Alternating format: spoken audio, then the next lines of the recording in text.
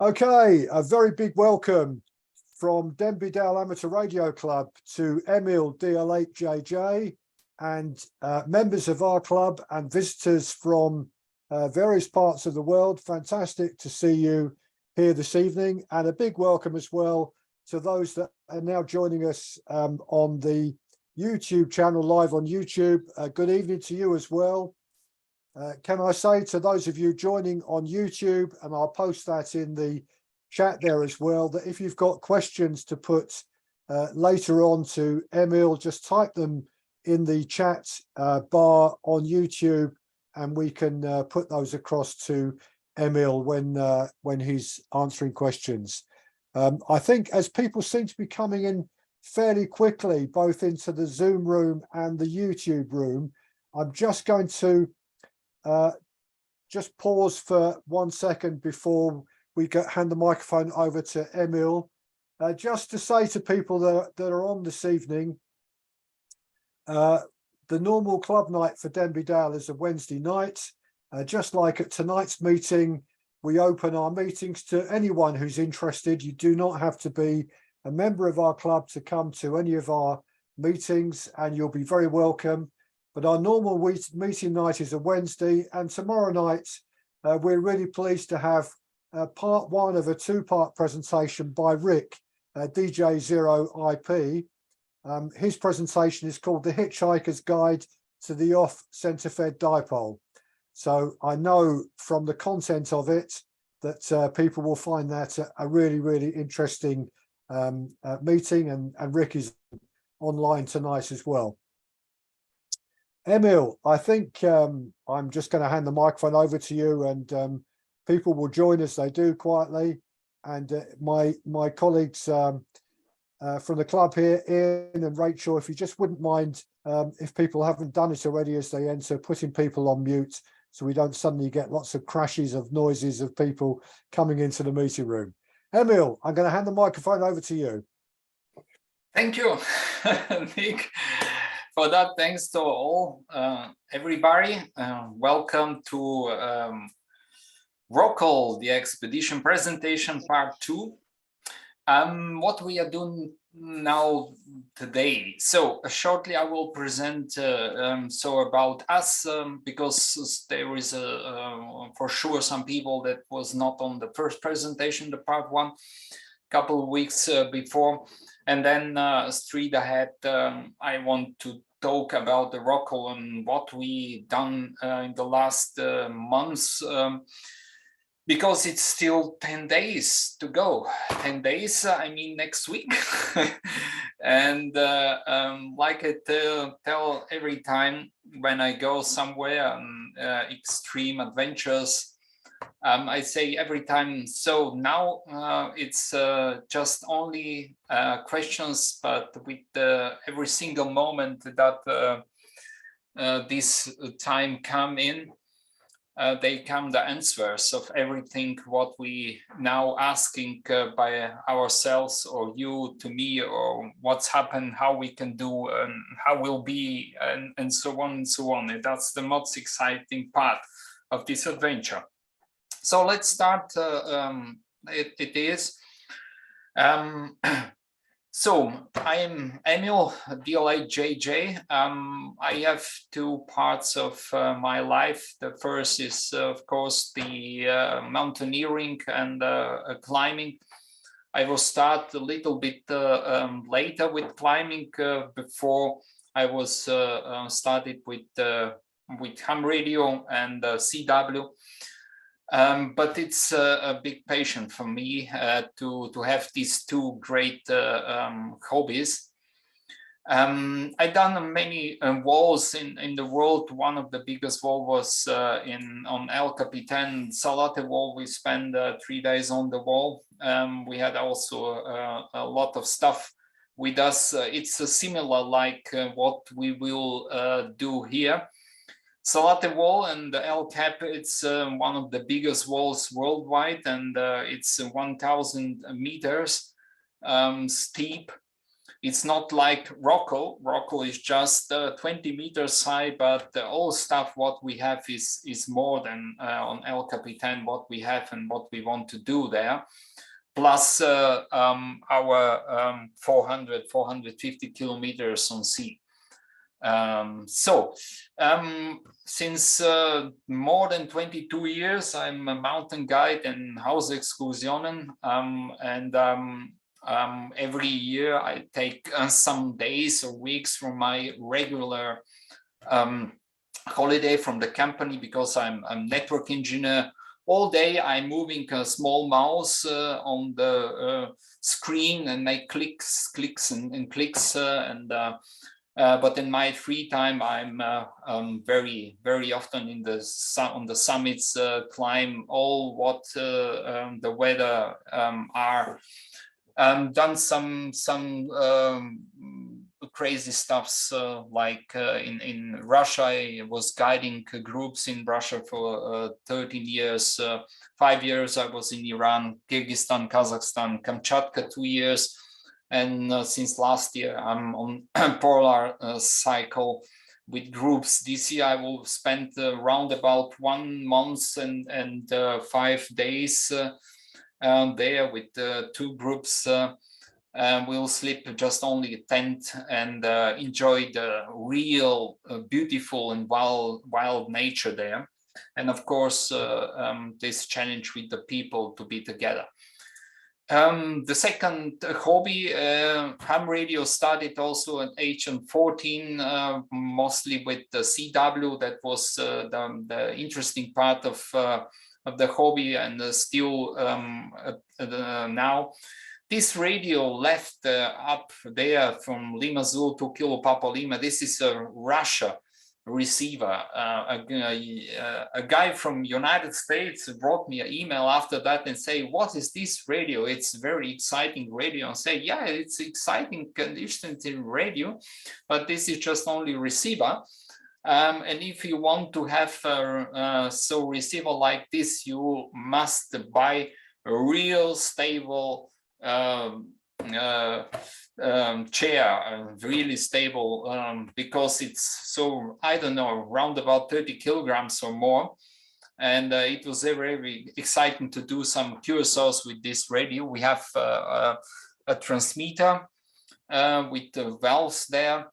And just on this big scala, the 7 megahertz band was just 1 centimeter. You can imagine how we can find a station and go and make some QSOs with 50 watts. But it was very interesting, exciting. After that, 2002, I received my German call sign DL8JJ before, and I have it also too at the moment, Lima Zulu 2 Echo November. One of the first call signs as a young guy in Bulgaria. And after that, they're just growing and growing everything, and try everything, go contests, make IOTAs. So within 4 years, I reached the 4 clubs worldwide, from high-speed club to extreme high-speed club with the number 111 in year 2015. Now we have 2023, and as I know, there's just come in the last 7 years or 8 years, just 6 persons to the Extreme High Speed Club. I had an interesting and exciting adventures on IOTAs. One of the first IOTAs was based Normandy, Saint Markov Island. I was 2 times on this island, wild and interesting island. From Bonaparte with a castle over there. Was very hard to make a permission to go there. But after 6 months of hard work, I received, and that was an amazing story about this. Of course, managing island with some friends with Cole, he's, I think, also here. We done a very exciting activation there. Together also in Market Reef, and some first activation on Sardinia Island and the coastal islands. for the first time Vada Island with a small boat, drove so around about 2 hours with very slowly to reach the island, because the water was just 15 centimeters over there, and was very care about the motor and the boat. The last, of course, many DXpeditions. The first was in Lesotho, I think 11 years before. Malawi, Solomon Island was one of the interesting part of my experiences with a stun, just 2 persons. We done this expedition. Ivory Coast with friends. Bonaire also with the 3 very exciting friends of mine. Mozambique, Kamchatka, Swaziland, Alan Island, and the last year, so 6 months before, I done the J28 Mike Delta, Djibouti, and it was a very exciting and interesting expedition, because part of the expedition I organized inside of the expedition EMA on 2 meters and activate for the first time the land. I done 131 cursors from there. It was really amazing and great stuff. And of course, we done also most of the CW cursors. The second part was DG and FT8. So, but let's talk not for the in the past. Let's talk now in the future. That's the most important part of the part 2 of this presentation. This is the Rockall Island, the age of experience. Yeah, it's a crazy thing. The last months and weeks and days and hours, I cannot think about any other things, just about Rockall Island, and try to how we'll be there and what will be there. The IOTA 189 from the IOTA is one of the most wanted islands. And when I see, for me in personal, I told the first presentation, this is Mount Everest in the ham radio. Yeah, I think yes, because it's just a small rock middle in the Atlantic Ocean. It's not just seas, it's really Atlantic Ocean. And Atlantic Ocean, when I see every day the weather forecast in the television, all thieves and all bad weather just come from this side and this part of the world. And I try to imagine how it will be when we go there. The first presentation I told this sense like why be normal when you can be crazy. Yes, it's true. But the second one, what I now can tell, we are looking for the possible into the impossible. That's what I think that we will try in the next week when we start the show and when we start to go to this island. It was a hard work. I can tell it was really a hard work every day, every single moment in the last part.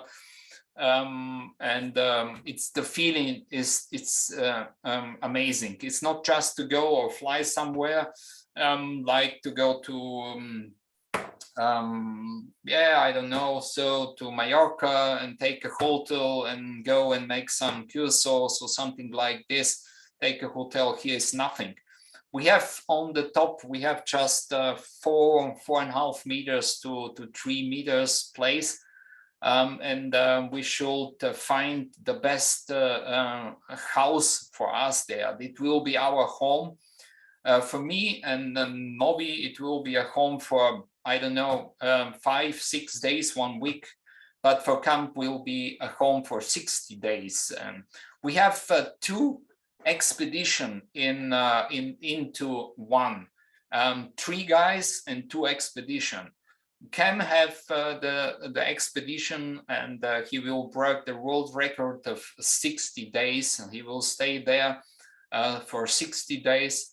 and Novi and I, we want to support each other and to make this possible, and of course make the second part, or first part is the same, of the expedition, that we will take with us ham radio stuff, put it on the top, and make as quickly and as quickly as possible QSOs worldwide.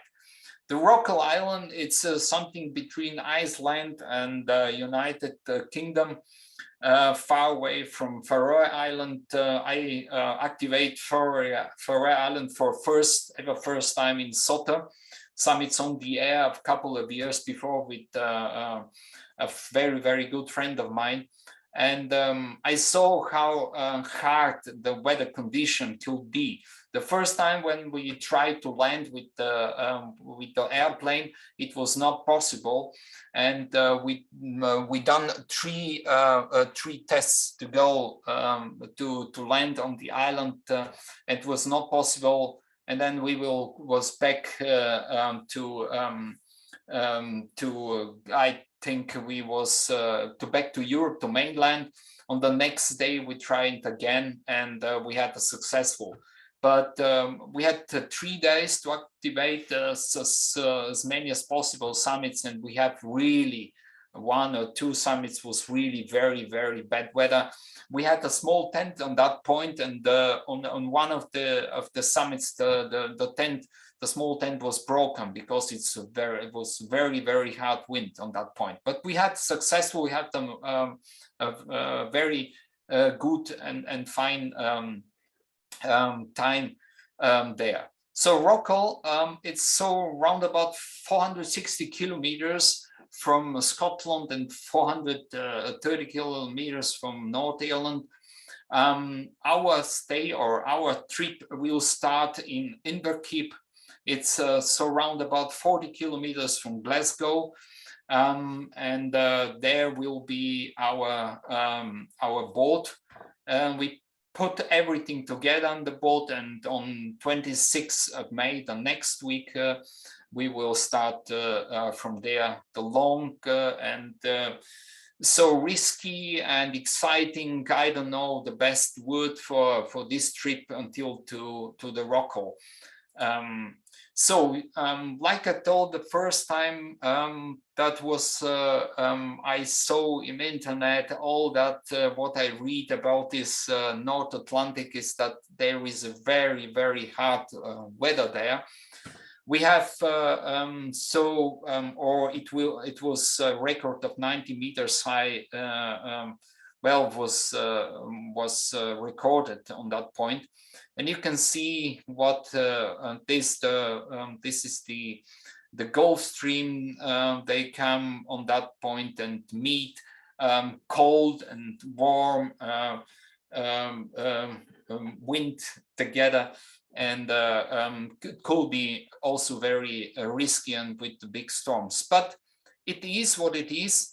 Some guide asked me, why do you want to do this? Why do you want to go there? And my answer was, because it exists. It exists physically. This rock is there, is on our planet. And as a ham radio guy, there is also a IOTA number. And this is important thing.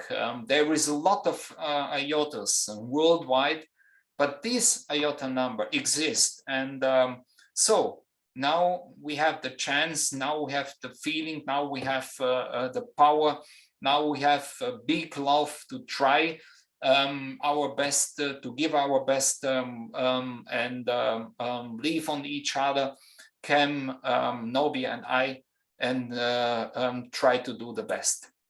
So the team is still the same, nothing changed on that point. And the first time I tell the same sense, and I want to read it again. No matter where you go with all your heart and passion. Take friends with you and experience team spirit. That's what we want to do. It's not, we have a goal, but the way until there, it could be a different. We can imagine, we cannot imagine at the moment what it will be in the reality. Now we have dreams, now we cannot sleep too much all the night, and we try just to imagine it could be so, it could be so, what I can do if this situation come, what I will do if the other situation come, we don't know. But this is the patient, this is the head, and it will be, I think, the most of the interesting part of this expedition will be the team spirit and the people that we are go together. And I'm very, very happy to meet the people next week. Nobby, I met him for 1 year on ham radio. We talked just 5 or 10 minutes, something like this. Kem, I never met him in personal, but we made so many contacts at the moment in the last months, and we talk each other. We saw us per Zoom or something or so. And I had for the first time what I talked with him via telephone, it was something like old, new feeling that I know these guys in many years in my head, and that was a special feeling for me. And I know it's not important how far we can go and how far we will be reached or not. It's will be a very, very interesting adventure. So the Cameroon, it's the motor of this expedition, of our adventure. He had so much power, love for that, what we are doing. He has so perfect feeling for team, for working together. Some people say he's the boss. Yes, he is someone that managed so much, that organized so much, that have so much things. And we support it all. We supported each other. We talk so often with each other. I don't know, we have, I don't know, about 2,000 emails in the last 2-3 months, something like this or more, that we can change for everything, for every single point. And that's the really, really amazing. He had a talk about from Nick Hancock, and he was amazing about the idea to go there to make a special social project of this, not just only ham radio. So you can find all information about it in our homepage. The second, Adrian Nobby Styles, it's a very famous guy, Golf Zero Victor Japan Golf. He done also many expeditions, not like IOTA's, also expeditions on different countries. He is the SSB and DG guy, and we will be do in hand and perfect team.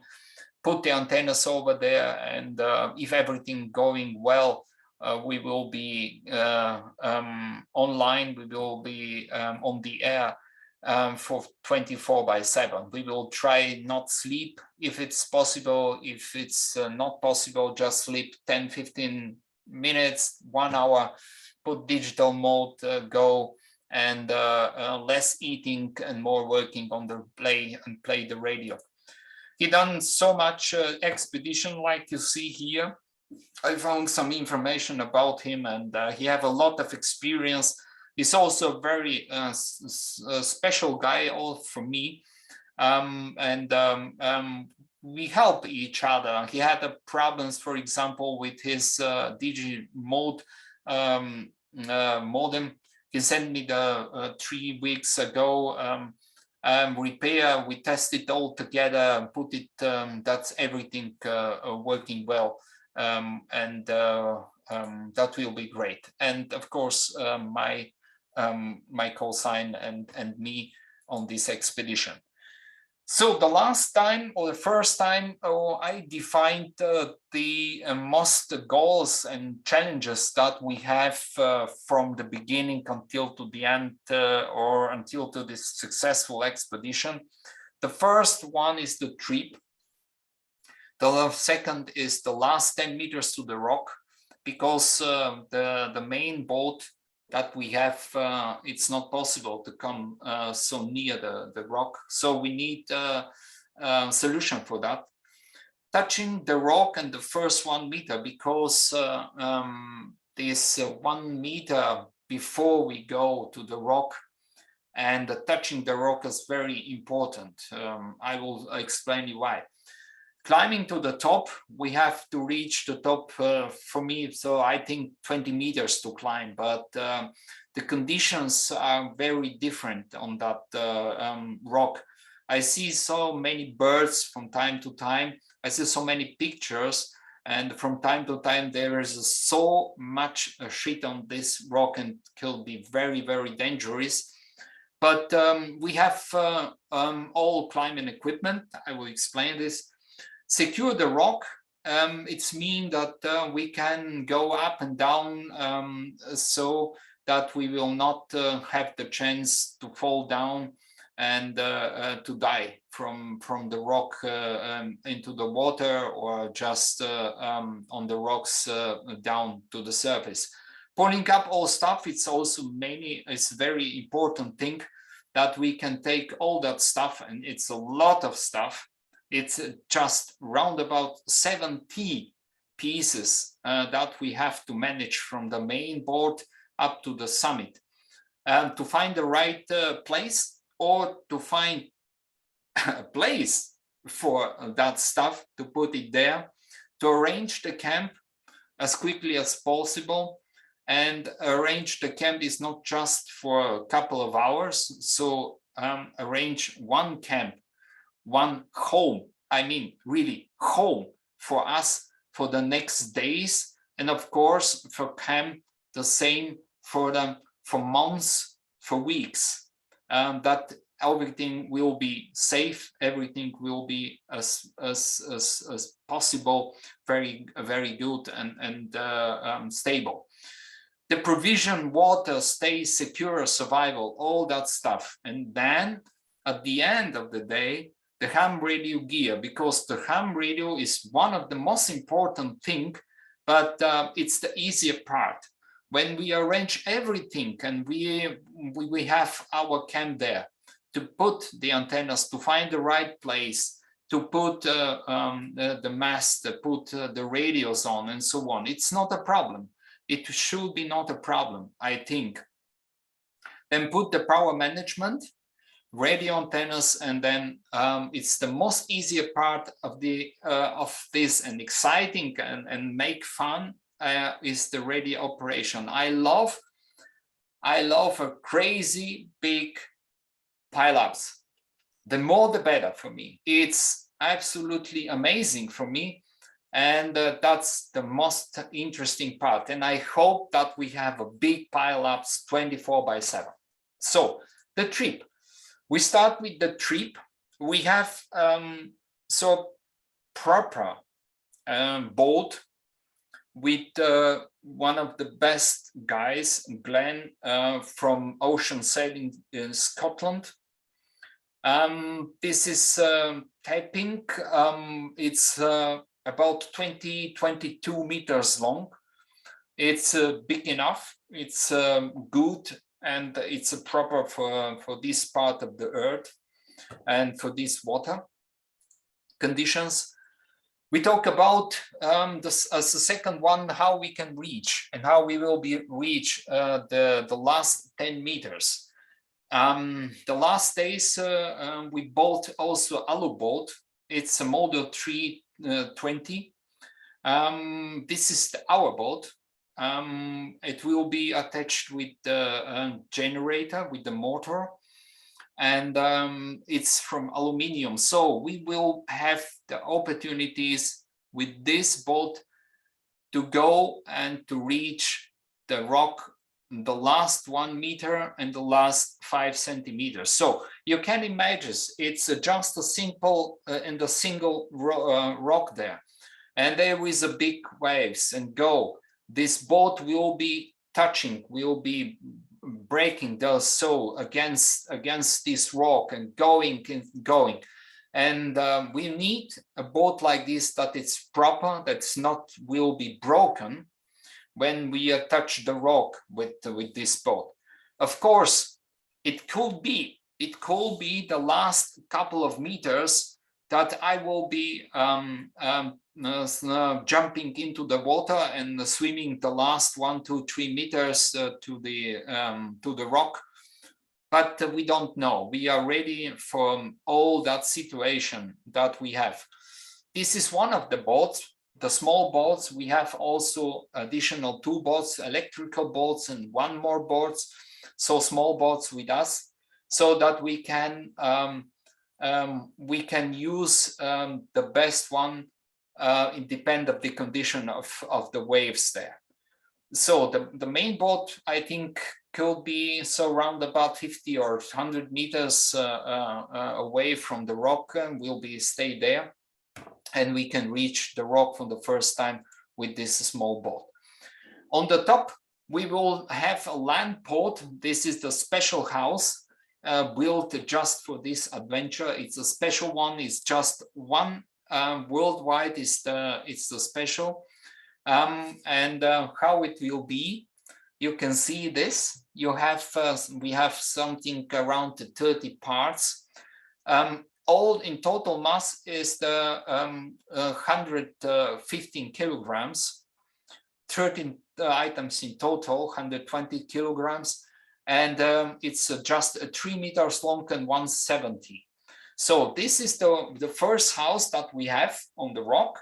On the top, we will put everything together and arrange perhaps inside our radius and the shacks, 2 shacks.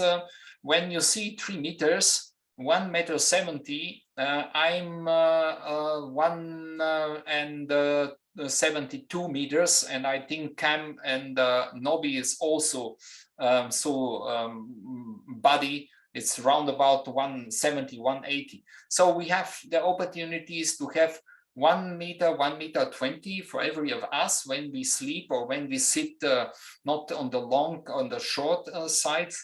Put inside all our radios, put inside all what we have, stuff and so on and so on. It is our home. That's everything what we have. We have also waterproof drums that we put the stuff with us, 10, and so some waterproof backpacks and so on and so on. The second one that we have, it's from Black Diamond. This is a portage.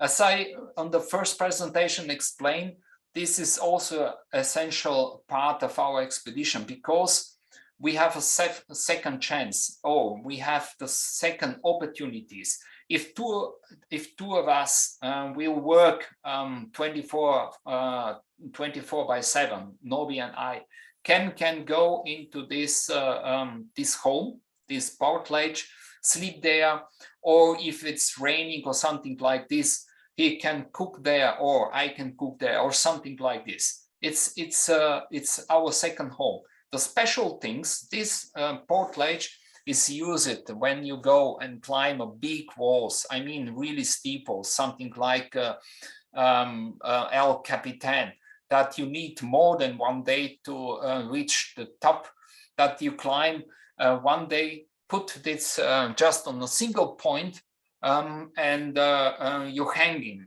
so hundreds of meters over the ground, but you are very safe when you set up very well. And I'm so thankful to Norbert and Simon. And Norbert is the boss of the small shop near Frankfurt Horizonte for climbing equipment, and he and Simone is from Black Diamond, will say now really big thanks for this support. we received this black diamond portledge as a donation for us, and we can use it. It's just round about 7 kilograms, and they have 80 centimeters to 202 meters long. So for one person is perfect. And the last week, for 1.5 weeks, I was outside. I was looking for a nice place to check everything, to put everything together. I was especially in the night with my headlamp, put everything together in the night. It took me so round about 1 hour to arrange everything by myself and sleep in the night there. It was very comfortable, was very, very nice and good feeling. Put everything now together and it's ready for the expedition. Inside, I bought also the thermarest that everybody of us, if there's someone of us going to sleep there, that is very comfortable. 3 centimeters from thermarest, isomat, it's inside. What we have, and we need also the sleeping bags. There is no other opportunities to have there. And I decided to take my best sleeping bag, just to be 100% sure that we have also a sleeping bag for the most minus temperature on this earth. The comfortable temperature of this sleeping bag is minus 40 degrees. I do not accept there that will be minus 40 degrees, but when we have a sleeping bag like this in our team, we will be sure that we have really everything on the top. I will sleep with this sleeping bag without any tents, nothing on minus 27 degrees up in on the summit and in winter. In the Alps, I was so around about 4,200 meters on the top, and it was very comfortable. I use glasses for my eyes because I had the fear that in the night all my eyes will be freezing. That was just one point, but I was very comfortable inside. So this sleeping bag come with us. All stuff, and we have also climbing ropes. Every of these ropes are already there. Send it 2 months before to come, and we have the opportunities to do everything. It's more than we need, but it's better to have more and longer ropes that we can flexible there, arrange everything. Every of these ropes, it's so round about 10 millimeters and can manage so statical more than 200-500 kilograms. So we have a really good security. And everything what I use in the summits to go out and climb rocks is just all my stuff. I send it already and to camp, the base camp, and you can see here a lot of stuff that we will take with us, so that we will be sure we can climb, we can secure, and we can do all that's possible. We have belay devices. It's on the market are many belay devices. One of these, what I take with us for everybody of us is the name of this is Grigri, like you see here. We have sky hooks. Last time I didn't show you. The sky hook is something like this, if you can see it now. There is a interesting and different parts. You can imagine if you go to some rock, but you don't have the opportunity to fix your body with the hands and climb. but you want to take a rest or do something on the wall. You need with one sky hook just 2 or 3 millimeters somewhere on the rock and put it over, and you can hang in here with your 50, 60, 70, 80 kilograms down, and on this 2 or 3 millimeters you can hang in and prepare the other stuff. Perhaps you put some hooks or some bolts or some friends on the wall, and then go and climb down ahead.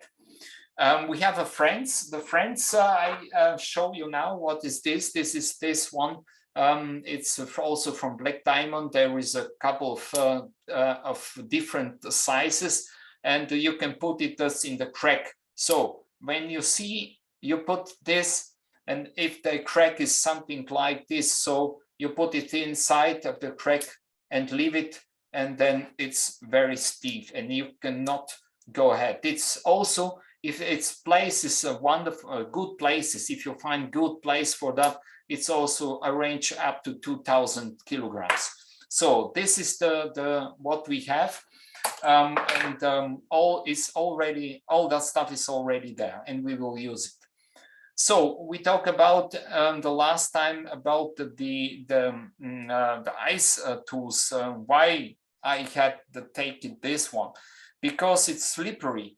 The rock can be very slippery. Exactly the first 1, 2, 3 meters, they are standing on underwater, over the water, underwater, over the water. And if it's not possible to touch it with the hand, it's no matter if the hand is real or with the hand back then. That's the one and the first and the possibility to climb up.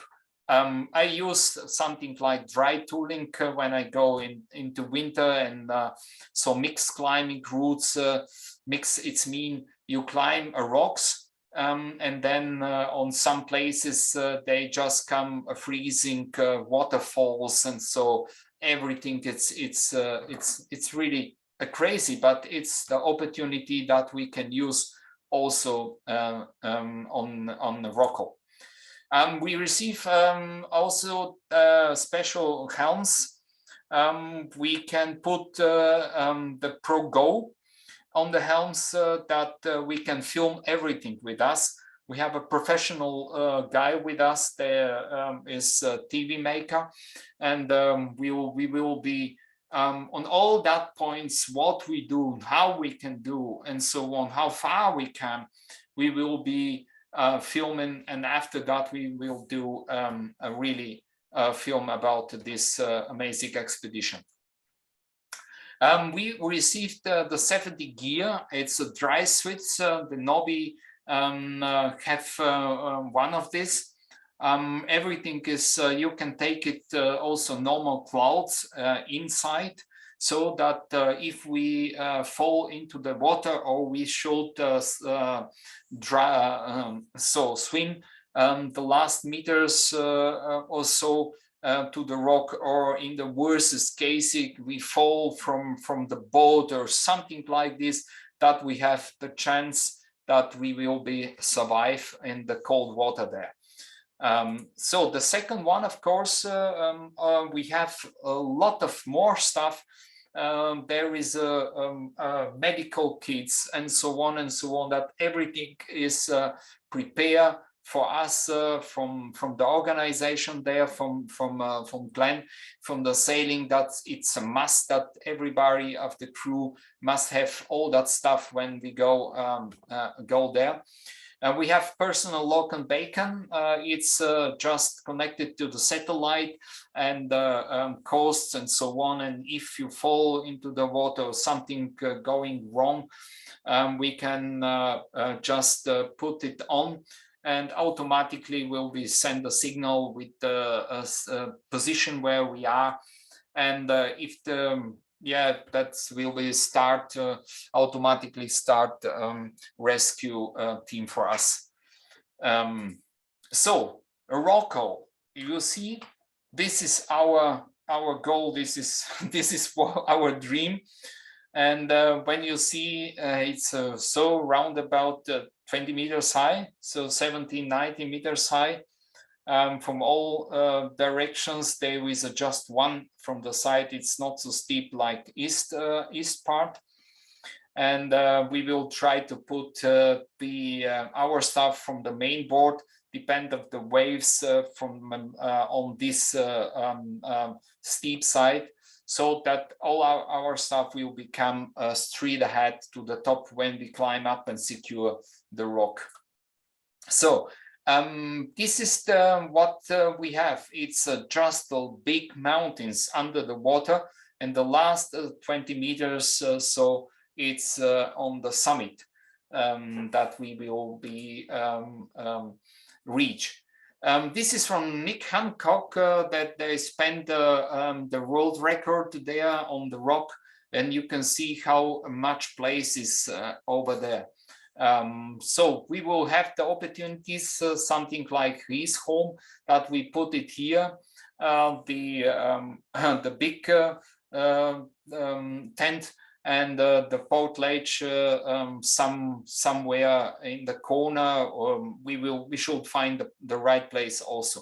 But we need just one point to fix the portage, and the first one we should put the land port from camp and fix it. That's very, very stable to be.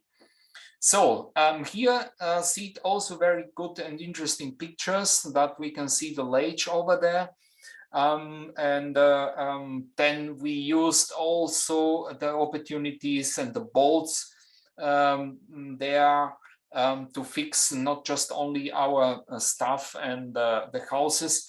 We will be used to fix our pole masts and put the antennas over there. Nick Hancock was very plenty, and he gave me probably the way to climb, the best way to climb the rock to the summit. And I study these pictures very often, but of course, when we are there, we will take the right and the decision on that moment. But most of the people that I try, it's on this place, then go left, and then go from the other side, so up to the summit. And here is the lake that we will be do our camp over there. Like last time, I told you that one of the ideas, we have two ideas or two solutions now, as a fixed solution, how we can take all other stuff from the main board up to the summit. So the first of us that will climb up will take the ropes and the important stuff like bolts and the power drill that we can fix the first to the rock up and down. The second part is to fix a rope from the Emma rope from the top until to the boat. What should do the boat in that situation? That he should put a little bit the engine on, that we have a steep the rope, and with the second rope and with the special winch like this and Wolfgang Frick, done also the second one, we will have two of them. We can put very quickly directly from the boat our stuff, and two guys will be on the top, or three guys, and we will see Cam, I, and Nobby, and take very quickly or quickly as possible all that stuff from the main board up to the summit with the carabiners and with this special winch. I have this one here. You can see how big it is. It's for climbing equipment. You have 24 kilonewton. It's mean round about 2.5 tons. You can put it down. You have two rollers.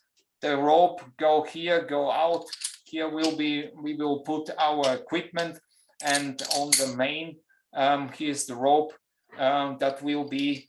Then we can go up and down with the second rope and and put the stuff and manage the stuff from the main board.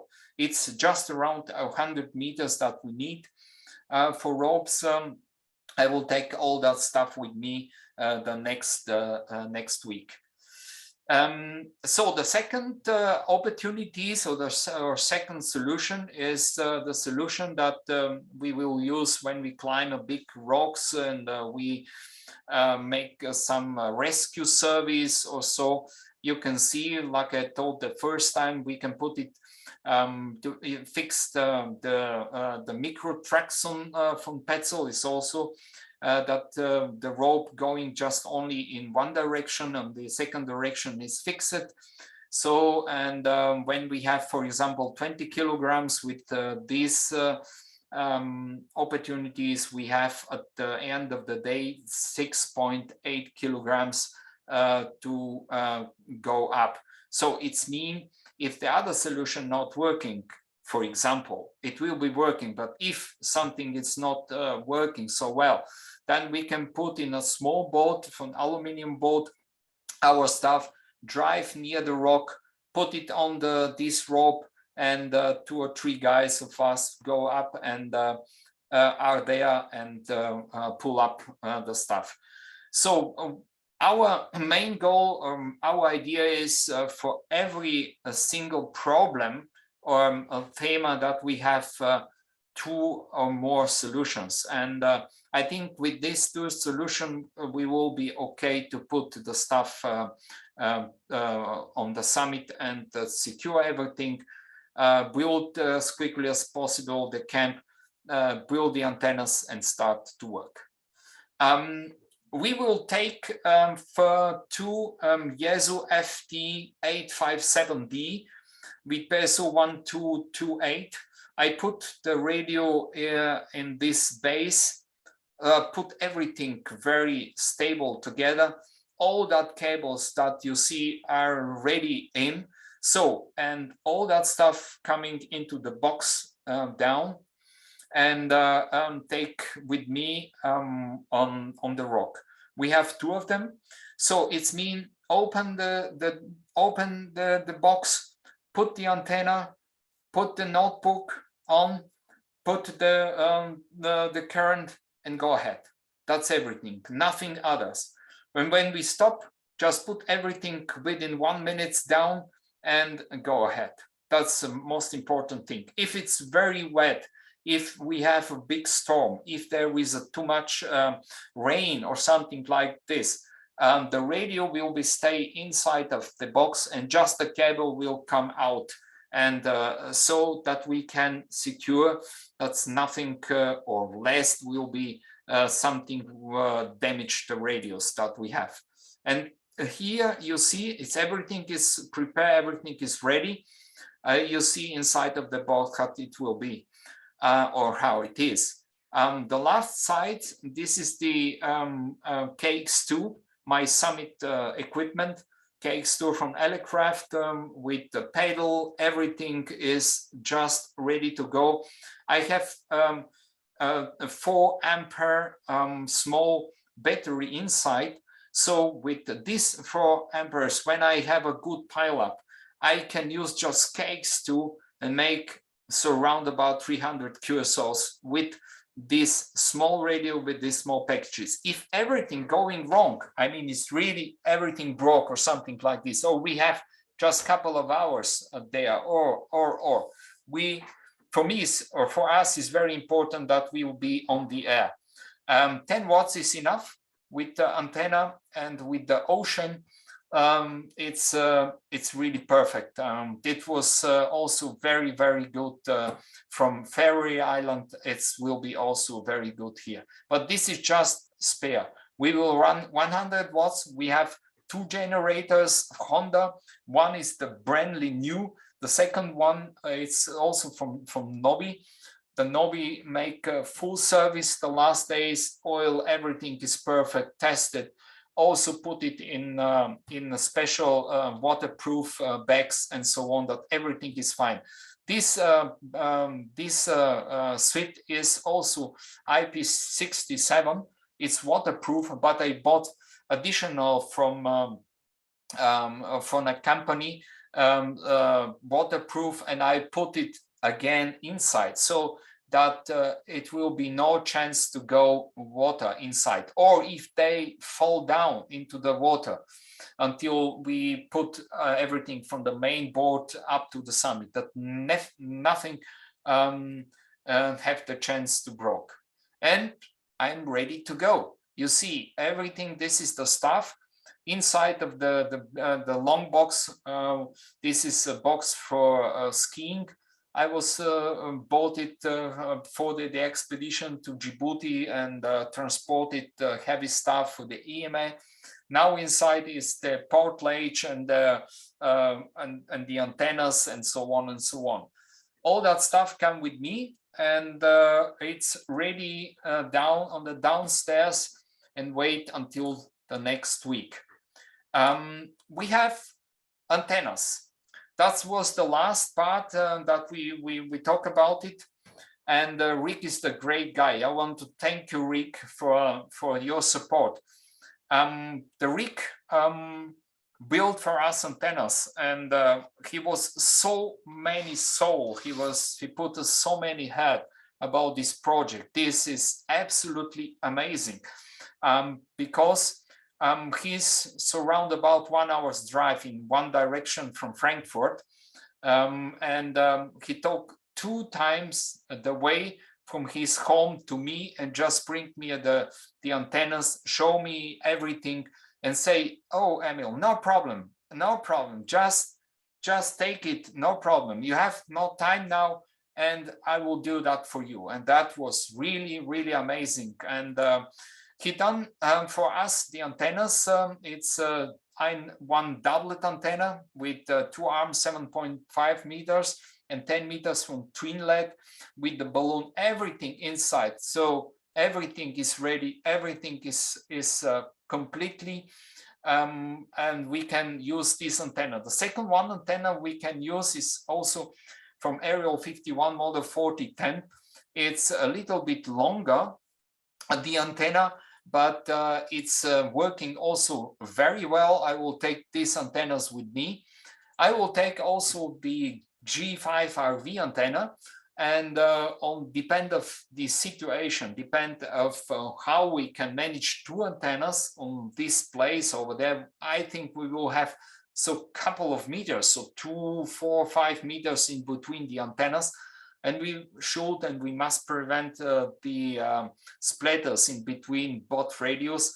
That we want to do a proper radio operating on 2 bands simultaneously on SSB and CW, and everything should work very well. So we have also a balloon, and we have a matching antenna with MFG902 mechanical tuner. That if the automatically tuner going broken or something like this, that we have the chance to use the antennas with MFJ902. The second guy, Martin, also the same, Delta Kilo 7 Zulu Bravo. Martin, thank you very much for all your stuff that you made for us. He done for us a 2-meter antenna, absolutely crazy. He met us in Kassel and he bring me everything arranged, everything in perfect, and say just take and use it. This is the 2 meters antenna. I was tested this working absolutely amazing. The second that he done for us is also a doublet for 40 and 10 meters, similar like Rick, and they had 4.5 meters twin lead. He done also a simple dipole for 50 meters for us, and all that stuff is already into the baggage, and we are ready to go. We have bandpass filters for all bands. We will not work, like I told the first time, we will not work on low bands. Not 80 meters, no 160 meters. We will work depend of condition from 40 to 10 meters. We will have try also 50 megahertz or also 2 meters. But the most important thing, what I say at the moment, is that we will concentrate our working on the bands that are most open and the biggest pile up, and of course the main station are. I mean 40, 30, 20 meters, that's the main point. 70 meters is also working very well. If the conditions are well, we can change also to 10 meters, but we don't want to lose time on bands that the condition is not so good. If you work us, just everything is fine. If you have the chance to work us on the other band, also fine. But we want to reach as many as possible different radio stations. We will have not just only MFJ 902. I will take SG 3000 with me, that we have the opportunities to tune all antennas in all different conditions automatically. If we have a bad condition or weather or something like this, that we have the chance to tune these simple wires perfect and run with 100 watts. Nobi will take also MAT 40. It's the same or similar like CG 3000. I tested everything in my garden. Everything worked well in all situations, and so on and so on. So this is the Rockall, and we will have a good, I see, opening. We have a lot of water in all directions. It doesn't matter how we can put the antennas. The water will do the rest of the last 2 or 3 dBs to reach all over the world. So the main ideas that we have, of course, we will use the spider beam poles to put one of the spider beam vertical from the top or on the top, or we can put the antennas like this situation. One horizontal, put it and the one leg go up and the second one down to the water, or so in some degrees left or right or directly.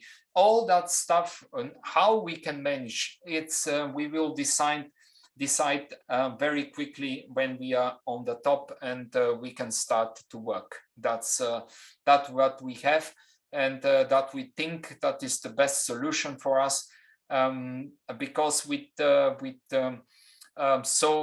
wire antennas we will be very light, and we will be very quickly to put everything up and down after we finish. And it will be work very well, I'm sure. So our second main goal is also work not only SSB and CW. We want to do FT8. FT8, you can imagine we will not have internet there, or other side we will have internet, but it's so expensive. We cannot put just easy our notebooks, because you know what happened when you go and you put your internet on your notebook. Many programs and Windows say, oh, I have to update and put some gigabytes down, and then when you come back you should pay, for example, 1,000 euro for a couple of megabytes, because you have internet over Iridium that we have. And we're thinking many about it, how we can manage to be perfect into the synchronization in the FT8 program. What we will use, it's mainly from Lima Zulu to Hotel Victor, the software MSHV. I am very happy with this software. I'm using on AMA, I'm using mainly also from FT8 from my home or from all other expedition what I've done, and it's a perfect software. How we can manage this thema with the time synchronization? There is an additional software, small software, JT Sync, the name, and you can see here how it's to manage. inside of the MHFL software, there with the broadcast with the IP address and the special port. In this situation, I take it 2237. Put the same the settings into the connector of the JT Sync, and to the main screen of the JT Sync software, you can see the same codec and decodec of the FT8 software.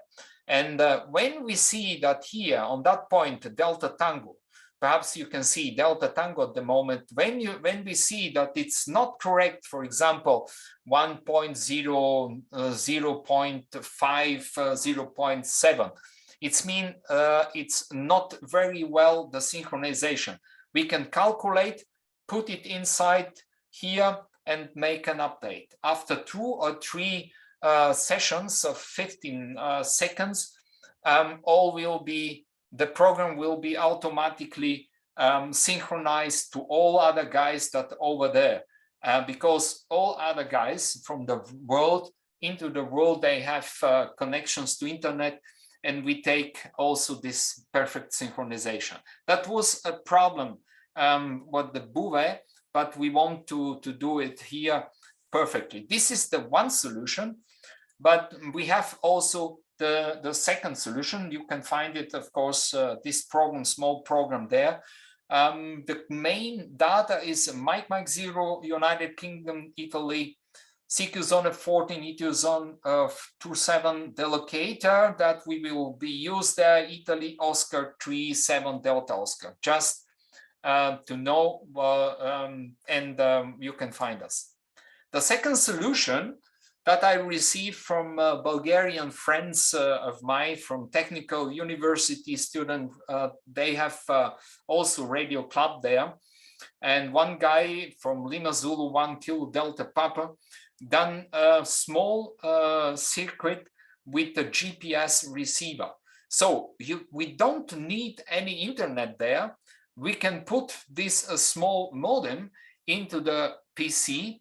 And with the small, just a very small program, we can fix via the GPS receiver, we can fix exactly the time. So we have 2 solutions for this theme with the synchronization, and that will be great. There is also a small opportunity. I mean small opportunity that perhaps we can try to make some QSOs during our trip from mainland to the island. But I'm not sure, because we don't know at the moment how it's the situation into the boat. I mean, how many current, if you can use 230 volts, if there is a small generator for that, if we have 13.8 volts, or we have 12 volts, how often we can use it, and so on and so on. This situation we will be decide when we are into the boat. But FT8 and perhaps MSK 144 on 2 meters. If everything is well, I mean, if everything is working perfect, and we will stay up to 1 week, I will try every early morning. So I don't know, about 4 or 5 o'clock, something like this, I can try to do metal scatter with MSK 144. Just everything is possible, and if we have the chance, we have antennas, and we can try, and we can do it. Also 50 megahertz, everything is possible. We will have everything inside. But if the time is too small, if the condition is very bad, if we have not too much time, we will concentrate in the main bands like 40, 30, 20, 70 megahertz. And if the propagation are very well, for example, on 10 meters. The last time I was talk about the CW and how I was using ASM mode and the send message. It's so that I have external keyboard to to my notebook. I like it because then I can type very quickly and very well without mistakes. And then just typing the enter. The first time typing enter makes secure. Someone calling me, I type the call sign into the main window, type 1, enter, second time, his call sign 599, everything well, and then lock it, and the next one. Here are the frequency that we will be using. We have posted it already, but I can do it the same. And you can see in YouTube later the exactly. The IOTA SSB frequency, the CW frequency, and FT8. What we will do? We will not use the standard frequency for FT8 for rec crews. If we have no internet, and we will have not so much internet, what I will do, the MSHV have the opportunities to make a single CQ. So, I mean, CQ 0, for example, 14 megahertz 095. My call sign, Mike 0 MKE, and the QTH locator. I will stay just for 2-3 minutes on the main frequency. For example, on 40 megahertz is 14.074, and I make some CQs just to say, hello guy, I'm here, now I'm going to 14.095 and we will meet us everybody there. The first guy that come, and we hope that it will be put some our call sign and our frequency and the cluster, and we expected then the pilot to start on FT8 on these frequencies. So 2 meter MSK, we have a special frequency 352, not 360, it's also special 352, 144, and perhaps if we do FT8 on 2 meters from the island or like American Mobile, we will use, because it's not too much there, 174, the standard frequency. That's from what we will use and how we can manage this. Of course, here I wrote this plus minus QRN. Of course, we will see 1, 2, couple of kilohertz up and down to see if there is a clean frequency, if everything is well. But round about this frequency, you can find us. Or, of course, the first guy that worked with us, we hope that he will put us into the cluster and you can find us very quickly and work with us. So we have QSLing, we have managers, the same guys, the best of the best for me. I mean, Lima Zulu 1, Japan Zulu. Tony is absolutely amazing. He's my QSL sponsor. He is my printer since many years on all my expeditions by myself, or I try also in the biggest expedition when we're going. He will print the QSL cards within days. He will send the QSL cards with a special mail to our manager, then Charles. I don't know. Everybody know all over the world on that planet, Charles, Mike 0 Oxford. It's and these both guys will do for us the best after the expedition, and just send the QSL cards. We will have the best QSL cards with 4 sides, and will be printed. Everything will be perfect, I'm sure, and nobody care about everything. Everything will be perfect. Thanks for 2 guys. Thanks for Charles. Thanks to Tony that his support saw this great the expedition. So about the cost a little bit. Many of you are asking what we pay, what costs an expedition similar like this. We have rent a boat for 10 days. It's around about 1,300 pounds per day. And the additional stuff that we have, it's so around about 10 to 12,000 pounds that we put it additional stuff. It's just for the boat, additional boat, about the electrical bolts, about the taping, about the backup, about the medical kits, about all that stuff that it's necessary for us. And over this cost just come at the end of the expedition. We should pay everything just come, for example, for benzene, for fuel, and so on and so on. It's plenty of cost, and we will be really very happy for everybody that can support us. Also, small coils will all help that we can reduce all that cost. If you want to wait and see what happened, it's also fine. We will not make the money for us for the expedition. We want to make some history this year. We have, of course, the social project, what the camp started about the ABS and the soldier charity as possible, to raise his main idea to take or to raise all that stuff to up to 50,000 pounds. But all these ideas, dreams, and absolutely social project are just over, and they come on the top with that we will be sure that we will be arrive our main goal to come to the island, to make a great expedition, and of course to come back. That's a very important thing.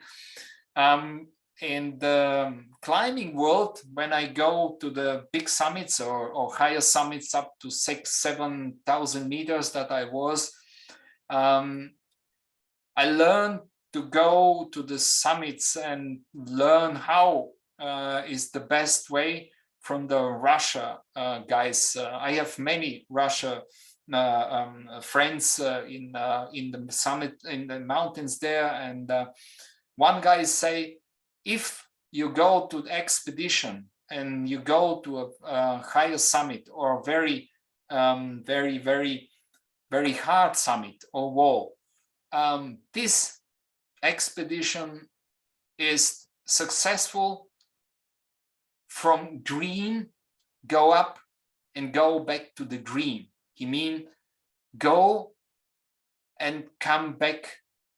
It's most important thing, and we hope that we will be also on 4th of June. Nobby and I, we will be back without any problems, and we hope and that Cam will stay for additional 60 days on the rock, and he will be back, and we have lifetime experience between each other, and we have a great expedition that we will be remember for rest of our lives. And like I say, okay, if not, just go buy a small candle, go into the first church and say, hey, that was these three guys was good guys, and that's enough. The world will be not be different, but it will be also good for us. So some guys, some organization done so some support. Please, if you have and if you want, just do it. And what I say, the last of the last, I can say, God bless us. Thank you very much. That was. Next film can coming. Questions? Emil, that was another superb presentation, and I have to say, as someone sitting watching it, utterly exhausting at the thought of the amount of work that you've got to do from the moment of arrival at Rockall and getting up on the rock and installing the equipment before you even get operational. It's an amazing challenge, and thank you very much for coming back and talking to us about it. Just before I open up to questions, I just counted up, and I probably got this wrong. We've had viewers from 3 continents and from over 10 countries watching your presentation this evening. And I know from the statistics on the last YouTube video, you will have hundreds of more viewers before you depart in just under a couple of weeks' time. So, you know, fantastic that you've had so much support tonight. So, if you don't mind, Emil, we'll take down the. I think we all share your sentiment there. Obviously, share the sentiments. I know from the statistics on the last YouTube video, you will have hundreds of more viewers before you depart in just under a couple of weeks' time. So, you know, fantastic that you've had so much support tonight. So, if you don't mind, Emil, we'll take down the. I think we'll share your sentiment there.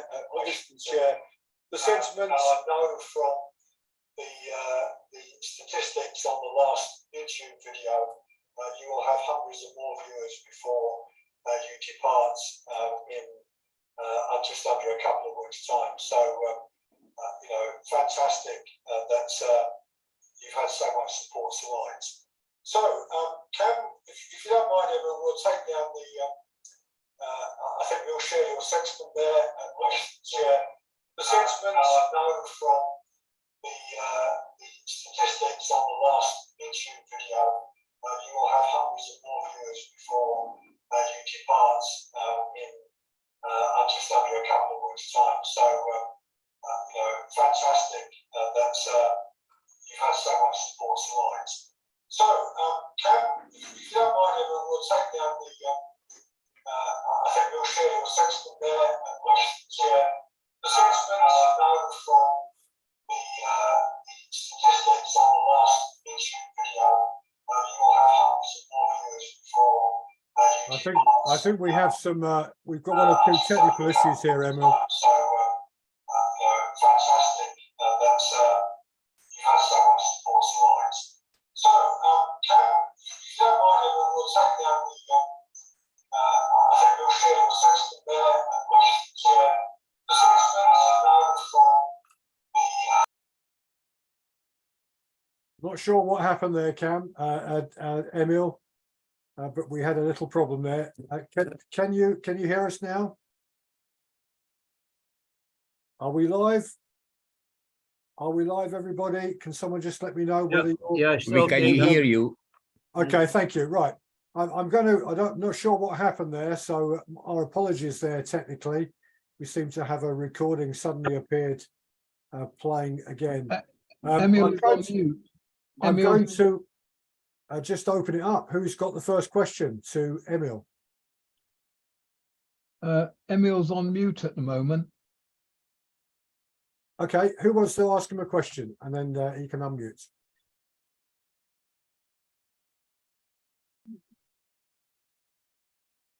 Apologies there, technically.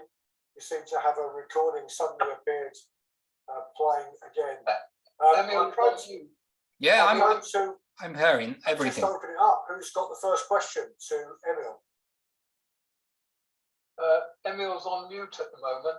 No, I'm not muted. No, not. Okay, who wants to ask him a question, and then he can unmute? I'm not muted, but something gets changed, Nick. Apologies there, technically. We seem to have a recording suddenly appeared playing again. Yeah, I'm hearing everything. Just open it up. Who's got the first question to Emil? Emil? Emil's on mute at the moment. No, I'm not muted. No, not. Okay, who wants to ask him a question, and then he can unmute? Emil? I'm not muted, but something gets changed, Nick. Apologies there, technically. We seem to have a recording suddenly appeared playing again.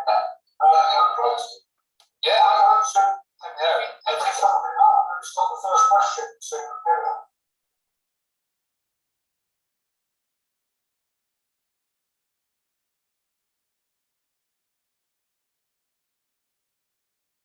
Nick, you're on mute at the moment. I'll ask Emil a question just while we're kicking off. Emil, it sounds like you have a plan for absolutely everything. Is there anything that you don't have a spare or a backup for in the list of things that you're taking?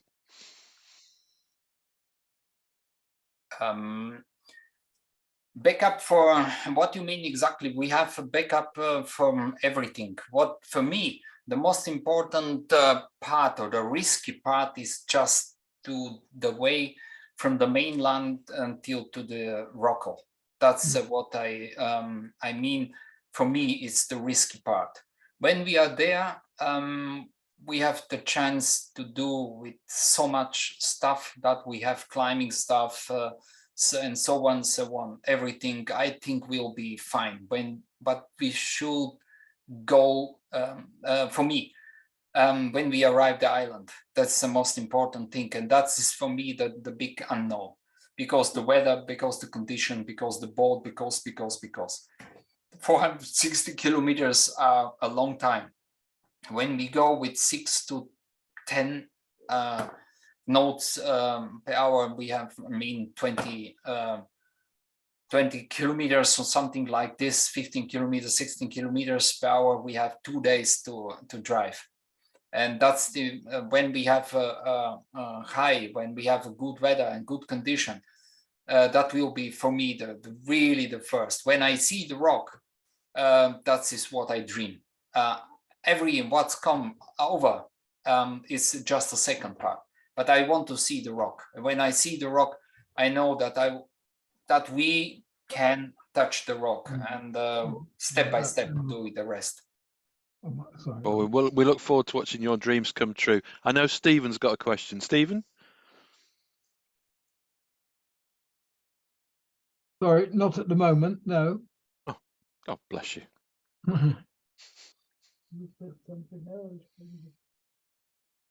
I'll throw it open to the floor whilst Nick's sitting back. Anybody else got a question for Emil? Please do unmute yourself.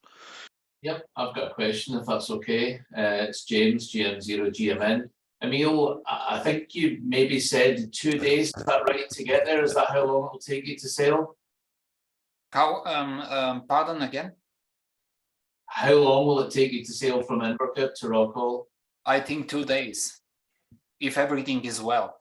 Because if we have a good wind, the wind is the most important thing, that we have a good wind, so we can drive with, so what I told, so 10 knots, something like this, and then we have 2 days. But this is, everything is tricky. If the wind is not so good, of course, they go left and right and left and right and so on and so on. But there is, we might say, you saw, it's so expensive. It's just a sailing boat, but it's extremely expensive.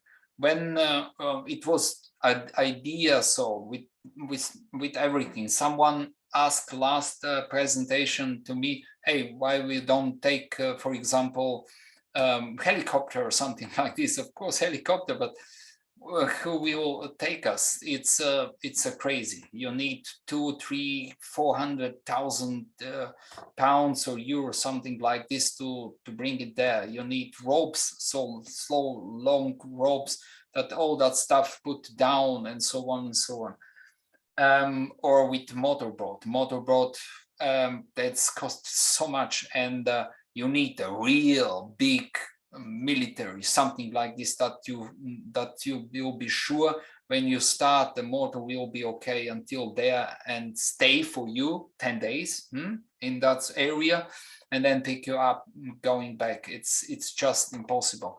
This is the securest way. I saw also something like Bouvet. It was good idea to go there, to take a proper boat and so on and so on. It's too much money for that, and that's I think it's a good, very good, perfect solution for that. We have for 3 person plus one, they come as Aaron with the filming cameras and so on.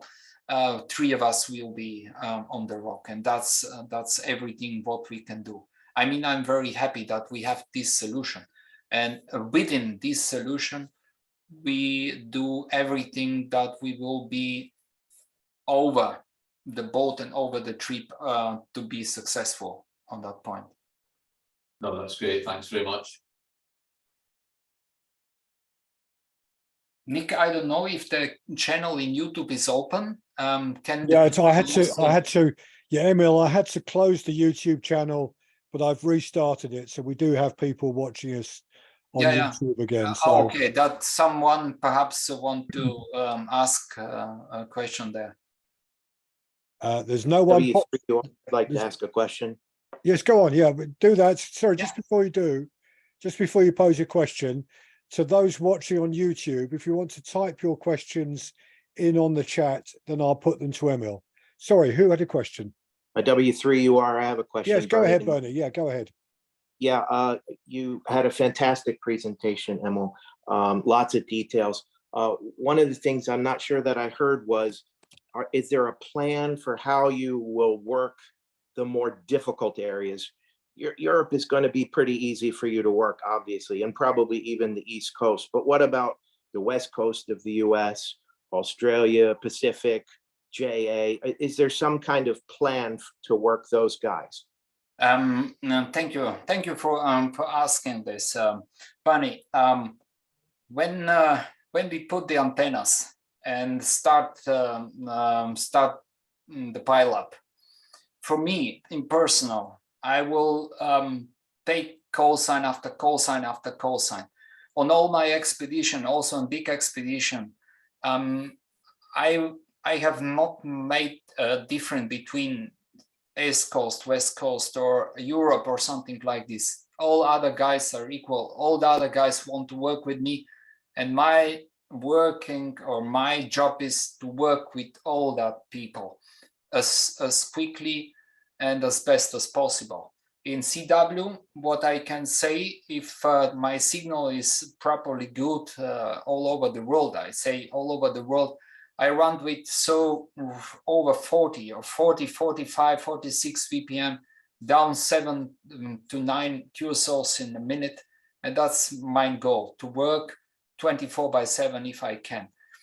From this part of Rockall, just a simple antenna that we have, it's a really simple antennas, we will have a great signal. So my thinking, from my experience all over the world, we will be on US come with the perfect signal. So no problem to work. Everybody, they can call us. I'm sure the US guys from all coasts will make a good signal with us. I'm sure. Okay. So it's my so what I will do at the moment. I will not stop the others and say, okay, just only now US, just only Europe or something like this. It could be if there is a really very a good propagation to US or something like this on 40 or 20 meters or somewhere else where you say, oh, now it's very good propagation to there, give the chance, work 2, 3, 4 hours for them and then go back to Europe, for example, because Europe, it will be easy going from there, I'm sure, you know. Okay, thank you, Emil. Welcome. Okay, thank you, Bernie. Who else has got a question? Yeah, Adriana. I have a question concerning the medical equipment. Are there any plans if something goes wrong with a medical situation? Is there perhaps someone on the boat who can help if something happens? That's a good question. We have this medical kit. What I saw there is what everybody will receive with us. If some very special come in, we will make decision on that point. You know, at the moment we cannot say how we will be stay on the boat, how we will be during big waves, how we will be managed with the eel from the sea eel and so on. I take from my sister's daughter, and I talk many times with her. I was visit her, and he gave me a special medicaments about so to against this headache or something like this during the our trip. Try to eat, of course, good stuff. Drink fresh water and so on. That's that we can do. It's not it's the same for me in personal situation, like when we go when I go with groups up to the summits, for example, somewhere in Russia or somewhere in Kyrgyzstan or so, when we go over 5,000 meters. I don't know how the people, how I personally will feeling on that high point. And what we can do is our experience to say, okay, just eat, not too much, just eat, just very so not to drink too much water when you go on the boat, or drink some alcohol or so. So that's no way. And take all that's things that we do. It's good for us. Glenn and the other guys have a lot of experience, and he know what to do on that point. We have this security stuff with us, so that we can say if everything is completely going worse, of course the man's life is on the top, and we can go back. Like I say, when I go to summits, better if something going wrong, go back, because we want to go back to the summit again, and not just go up and stay there and die. Yeah. It's a very, very exciting trip, and I hope for the best that everything will be okay. Thank you, friends. Thank you. Okay, thank you, Adriana. Anyone else with a question? Yes, I've got Roger, G3LDI. Go ahead, Roger. You're on mute, Roger. Just unmute yourself.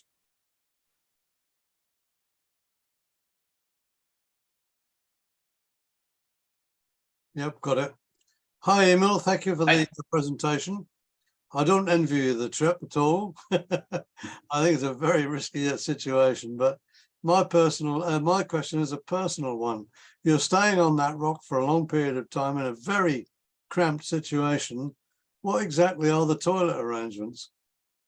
The toilet Arrangements. You have to have those, surely. Yeah. When I was in El Capitan, all our shits, because it's national park, we shall take it with us. So we go to the toilet into the bottle and the plastic, and then you take with you all the way up, and then go. Here on that point, we have for peeing, I mean, we will take also a small bottles inside of the tent, because of course when the weather is bad or it's too windy, you don't want to go out, put your security stuff on the rocks, on the rope, go down and so on. But of course, I mean, 3 people can go down to the beach, to the surface on the secure way. That was, I mean, with secured away from the surface.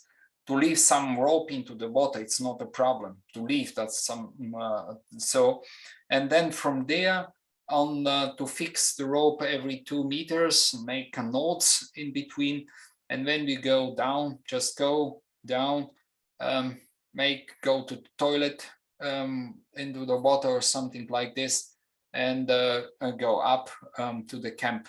So for the peeing, of course, when you have a bottle, you don't need to go every 10 minutes. So go inside of the tent into this bottle, and then so 2, 3, 4 hours later or a day later, we can living there or something like this. Well, thank you very much. It's just the natural thing, and thank for the questions. That was also thinking. We should think about everything, you know. Yes. Most important is that that we have because this shit from birds there, they're very aggressive, and we should care about our cleaning the hands. Everything should be clean, because if you have some shit from this and you go to the mouth or so, that could be very dangerous. That's true. Yeah. And that's the for this we have some medicines that that I take with me, for example, so that we prevent something like this. Right. Thank you very much. Thank you, Roger. I've got a question from YouTube from DL8JJ. Hello, Emil. Will you use the Fox and Hound mode in FT8 on Rockall? So Fox and Hand, this Fox and Hand, it's not present 100% like in VSJTX, you know. We will use the software from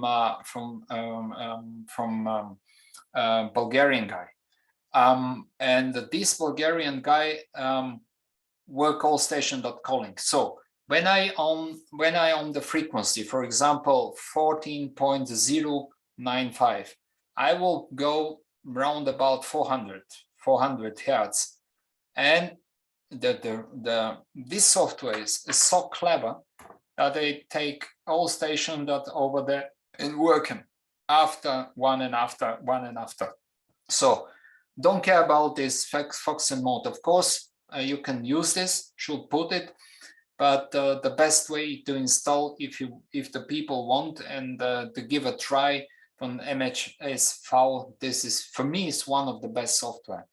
Like I told, I use it in Djibouti, and it was perfect for decoding and working in all situations. It's easy. It's easier to use than the other softwares, but everybody he will work. Colors, we will work it, no problem. We will decode it, I'm sure. Okay, lovely. Thank you. I hope DL2YMR that answers your question. So going back to Zoom, have we got any other questions for Emil on the Zoom call tonight? Yes, Stephen. Will the program be recorded on television or something? Will television be involved at all with this program at a later stage? You mean the TV? You mean huh? It's the bad. The worst. I couldn't hear you very well. Please again. Will it be televised at all? Will the BBC or ITV be involved with anything, or Sky News? Yeah, the BBC will. So today or yesterday there was a message from Cam and Nobi that the BBC will be on the Inbackkeep, and he will then some recording of our trip and so on, some stuff, and we will see what happened on that day. Of course, I think and I hope that that we will do our best and we have successful expedition, and after that we will do film, and so of course a little bit more about the ham radio, about all that. This is interesting and exciting hobby like our. This is my main goal, not about me or about to make it so popular. For me, it's that the people understand what we're doing and why we are doing. When they say and not just political things, but so shits every day from morning till night to see and in the TV. That's my hoping. We will see. Thank you. Yeah, and just to add, Stephen, Emil did mention this earlier. There is a documentary filmmaker who is going to be making a film of the DXpedition and of Cameron stay on the island after Nobby and Emil have left. So there will be a film available. And I do know Nobby was saying, I think earlier today, that he's hoping to arrange, is in the process of arranging a sked with G8 BBC. And the expectation is that that will be recorded as well. So there will be various places, but I don't think we're not expecting Stephen to see any live television from Rockall while the guys are there. No, well, no, we're just thinking afterwards and putting things together. Yeah, sure. Thank you, because I missed part of it because I went away for a bit. That's okay, no problem. Okay, anyone else with a question to Emil? Feel free. Yes, go on, Ken. Yeah, well, firstly, Emil, thank you very much for an excellent presentation. I've got an observation and a question. The observation is that I have checked the weather and looked at specifically the jet stream and the wind, and it looks like from the 24th it's going to be in your favour. So it should be good. It's above the UK. Yeah. The jet stream is above the UK. Yeah. So that's the observation. Go ahead. Yeah. And the question is, for us in the UK, I think almost certainly the band will be 40-meter band where we will be able to work you. Are you in, and I may have missed this earlier, but are you working split or are you working on a specific? Yeah, thank you very much for asking. That was on my presentation. You can see there is on the frequencies that I presented.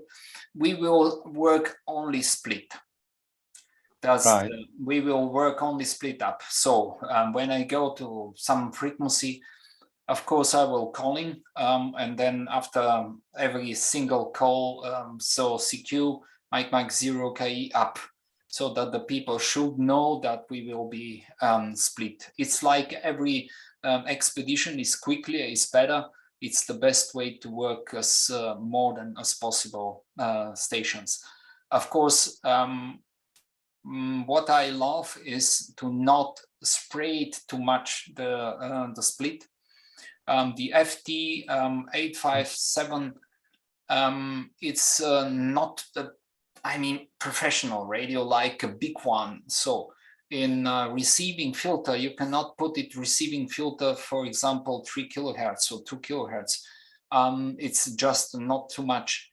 Normally, when I have a bigger radio, like on expeditions with a normal bigger radio, I put the receiving filter on upper just on 1-2 kilohertz in CW, and I heard many stations. So from to ta, and just not moving the frequency up and down with 250 hertz and asking, just working and concentrating in one of the signals and pick up and go ahead. It's the best experience that I have. Of course, this is the good, but it's dependent condition. It's depend of how the people will hear us. It's depend of how much people will work us and so on. And we will see and try to manage the pile up from beginning until to the end.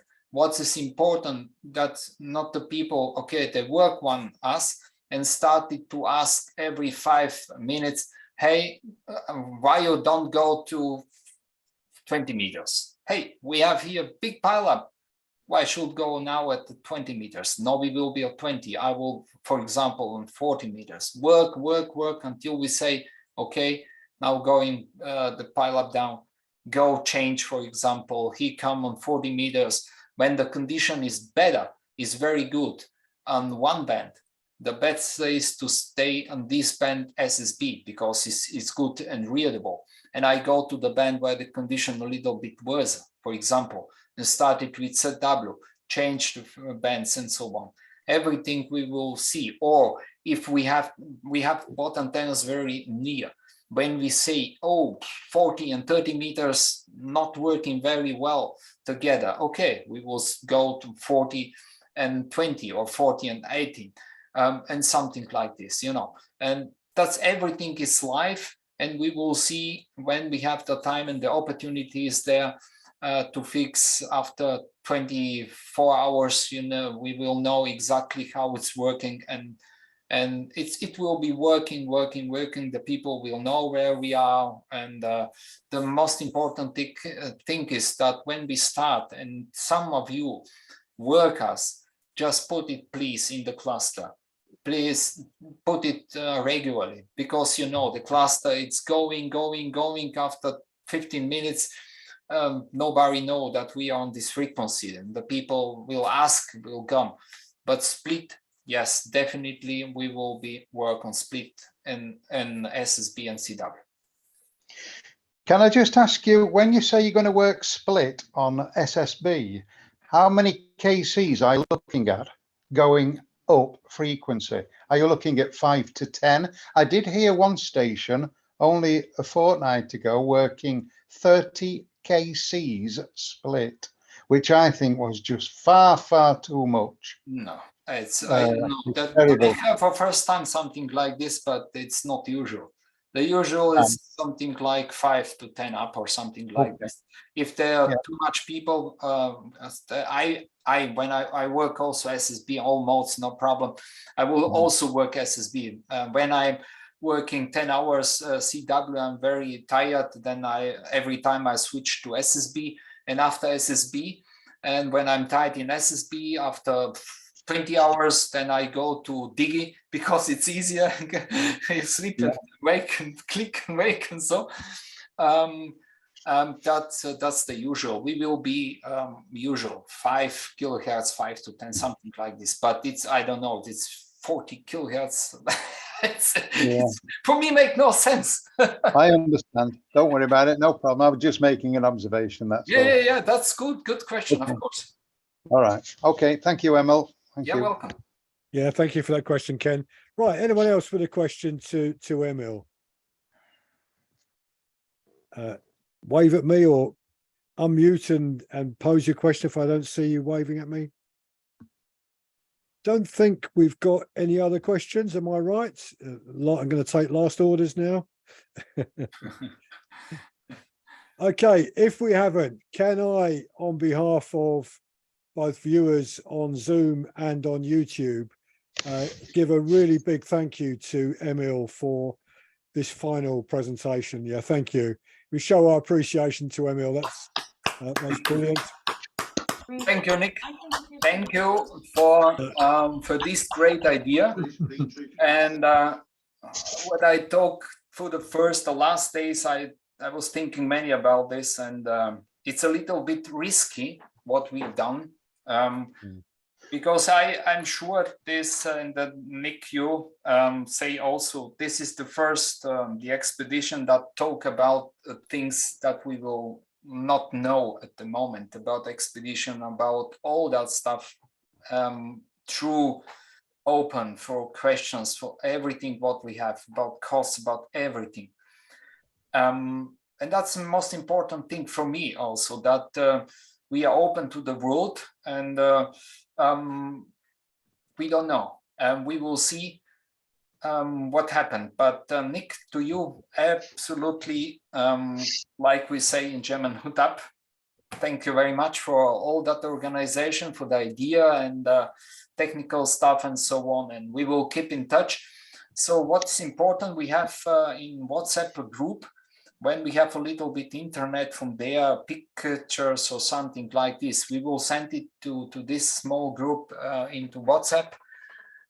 If we have not other opportunities, and the guys, Nick, you and Cole and the other, will be so pleasure to put the information, not only clusters, so social medias and so on, that the people know where we are at the moment, what we are doing, and so on. It's important for us, but everything is dependent of the conditions there. If Iridium working, not, and how much does it cost, or there is many questions. But if we have the chance, we will do, and we will take this chance to make us also from there present for the world. Okay, thank you, Emil. Yeah, and I will 100% publicize the information that I receive from Emil and Nobby whilst they're proceeding with the DXpedition to keep people updated. We have a newsletter page on the DDARS website for Denby Dale Club members. I'll post to there, but otherwise it will be posted widely on the information pages on Facebook for DXpeditions, for Islands on the Air, and all the other social media channels. We'll just get that information out. I will also publish the information, but people can find it for themselves. You can follow the tracking of the sailing boat taping. That's Tango Alpha Echo Papa India November Golf is the name.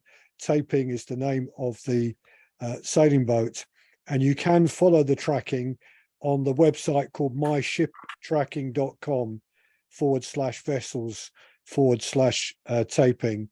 You'll find it there. If you don't find it, I'll put the complete URL to make it easier. So when the boat has left from Inverkip, those that want to can track the boat's progress across the Rockall before they arrive at the island. Perfect. Yeah, that's a good information. Nick just posted to send the information, and also to everybody. Just be free to share all informations. Everybody of us have different groups, they have interest and so on and so on. Just put it, and that will be great for all of us. So we put one information, and from there will be nice to share. Okay, brilliant. Emil, thank you very much indeed for sparing the time again, and try and not get too overexcited in the next week. You're going to need to have a lot of energy to complete this DXpedition successfully. And I think on behalf of everyone that's been participating tonight on YouTube, I've just had a message from Thomas Fritcher, DJ1TF. Thanks a lot for the presentation and good luck. Phil Gluck, please come back safe. 73s from Thomas. I think Thomas is reflecting what we all feel here today.